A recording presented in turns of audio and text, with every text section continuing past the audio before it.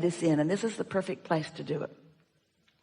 You got to get out ahead of it, because as you're conveying this to us, you're not out ahead of it. You're remembering what was, which is activating within you a current problem in your current relationships. It's about that too. So you're not out ahead of it. So how do you get out ahead of it? We want to talk about meditation, because meditation clears your mind. And when your mind is clear, your vibration rises. And that's the best way to get out ahead of it. But there's something that is a practical application that you could do many times in every day. And that is segment intending. We want to describe what we mean by that, because we have an updated way of describing it to you since calibration is part of our conversation now. We just want to say to you that what calibration is not trying to fix something, because that calibrates you to the problem. Every time you try to fix something, you calibrate to the problem. So what true calibration is to find something in your now that you can focus on that hooks you to your power, to your clarity, to your source, to your strength. And then you take that calibrated, good feeling being into the world, or into a memory, or into a thought, or into something else. So you tune yourself, and then you go somewhere where the law of attraction can reflect back to you what you've got calibrated. Deliberate creation is deliberate calibration. Imagine there's a basketball player. It's in the NBA.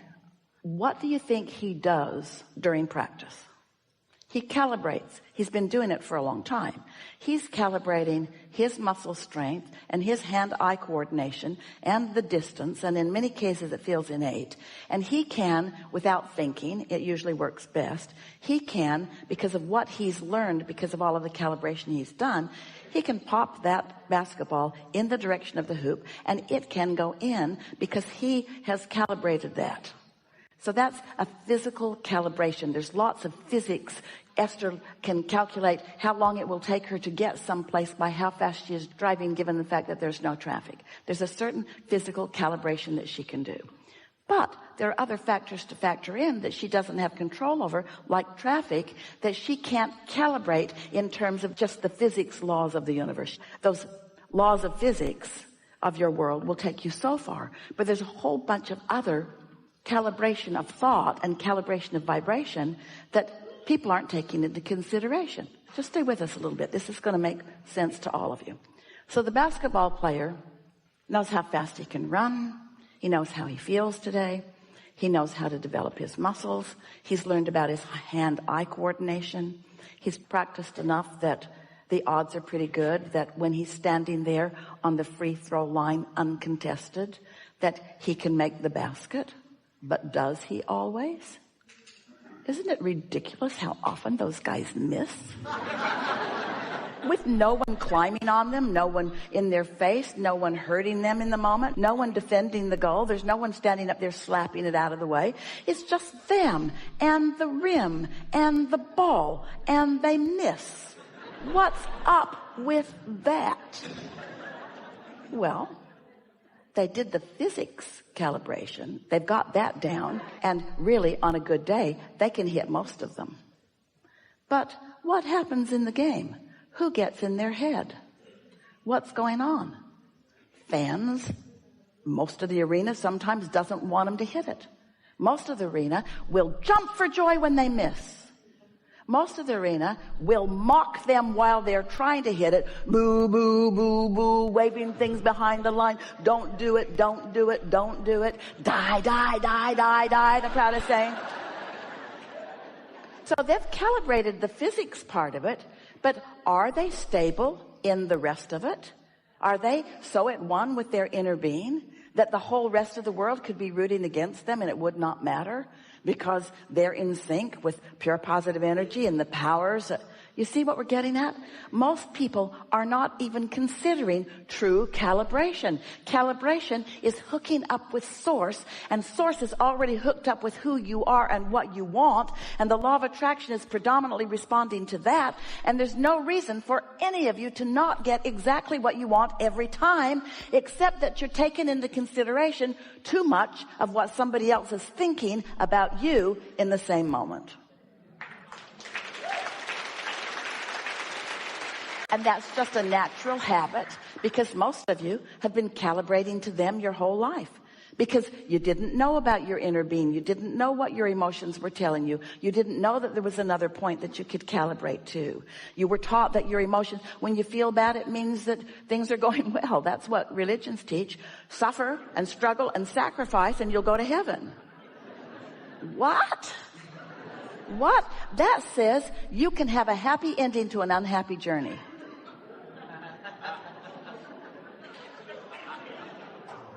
Well, really, in that case, they're right. Because when you croak, it is a happy ending. Every single time. But most of them don't want it that way. If you're not doing what they think you should be doing when you croak, they damn you to hell. Fortunately, they have no power over that. First of all, there is no hell. Second of all, you don't go where they send you.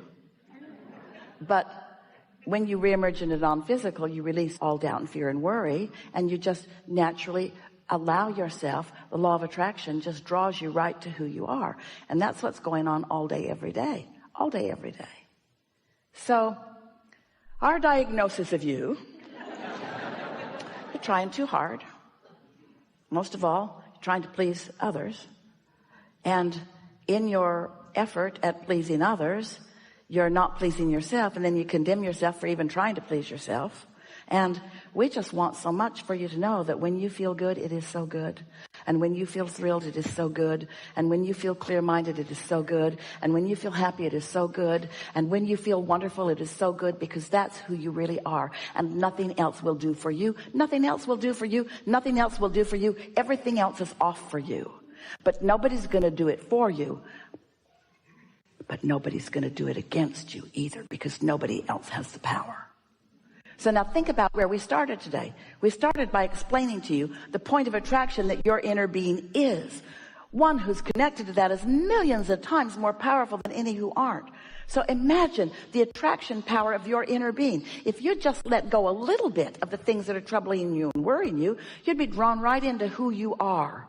And in time, what happens to you? You don't give a rip what anybody else thinks, because they don't really know what they think. They're all over the place. It was never their job to please you or to like you or to support you or to condemn you. They are not an issue in your connection. What they are is valuable to your calibrating what you want and don't want. That's what you all are for each other. Not one of you is the stream that flows to another.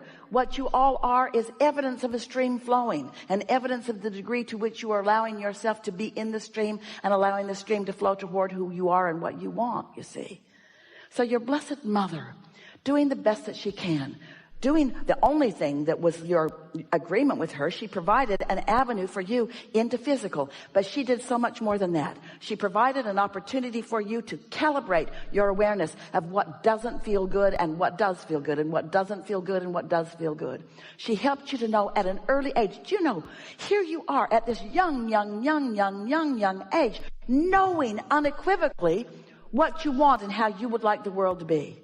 Wanting kindness and stability and ease and flow and power and unfolding. That's what you've come to know. And while she represented something quite different, her different representation is the reason that you're so clear about what you want. And it's also the reason that so much is going to go so well for you your whole life, now that you've found this piece of all of that, you see. And so now your partner, same thing. Don't put it off on him. Don't ask him to be some way. We take that to an extreme when we offer our favorite example. So here you are in this world of interconnection through the internet and all of the social media that you have. And so you decide that you're going to live the perfect world, and you decide that those people out there are the perfect people to make that happen, because you're misguided. And so you say, I put up my profile and a whole list of things that I need and want. I put up my profile and a whole list of things that I need and want from the world and from others. And you say in your description to everyone, take a look at this picture. This is me. And when you run into me, and you might, because I'm out there getting around, when you see me, I need these things from you. Or you could calibrate to your inner being and only meet up with those who are a vibrational match to who you really are. So we want it to feel as absurd to you to ask something from your partner, as in this example, when we were saying you should ask it from the whole planet. We want it to feel that absurd, because it is that absurd. To say, be away from me and feel away from me so that I can feel something. What you want to say is, hey, I'm going to do my best to tune in, and I'm living happily ever after, and you're really fun to hang around with. And when we do it together, it'll be extra dynamic. But whether you join me in that or not, that's where I'm going. So sometimes we'll click and sometimes we won't, and sometimes we'll click and sometimes we won't. But I'm not putting any of this off on you, because that's disempowering to me and confusing to you. Thank you. Really good. Really